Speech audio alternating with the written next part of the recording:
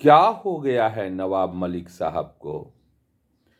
14 अप्रैल को सुनने थे कि वो जेल से बाहर निकल जाएंगे। उन्होंने कहा कि साहब मेरा तो पैर फूल रहा है, मेरी किडनी खराब है, मुझको छोड़ दिया जाए। ये बड़े बड़े राजनेता तब तक स्वस्थ रहते हैं जब तक जेल के शिक्षों के अंदर नहीं जाते हैं। और उसके बाद 14 अप्रैल को न्यायालय ने इनकी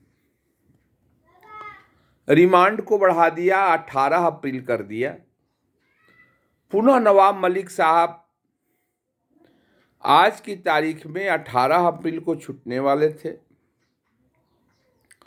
न्यायालय में गए और जज साहब के सामने उन्होंने कहा कि साहब मेरी तबीयत खराब है, मुझ पर रहम किया जाए, देखा जाए मेरे पैर फूल रहे हैं क्योंकि मेरी किडनी खराब है और मुझे जमानत दे दी जाए, मुझको और रिमांड में न दिया जाए। ईडी ने कहा कि हमारी बात ही खत्म नहीं हुई है, अभी इनसे बहुत कुछ सूचना हमें लेनी है। और ईडी ने फिर अपना प्ली दिया।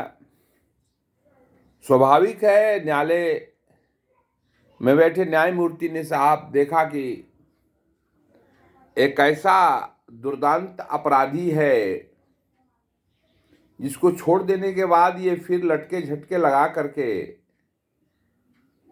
ईडी के सामने खड़ा नहीं होगा। उन्होंने फिर कबाड़ से मंत्री बने नवाब मलिक की कस्टडी को बढ़ा करके 22 अप्रैल कर दिया। एक बड़ा ही विरोधाभास है भारतीय समाज में। एक तो एक ये मंत्री बहुत ही सतही किस्म के होते हैं।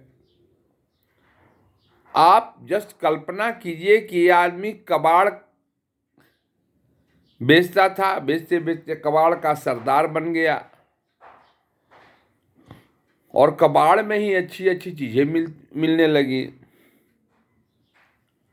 और अंततः ये कबाड़ मालिक से नवाब मलिक मंत्री परिषद तक पहुंच गया।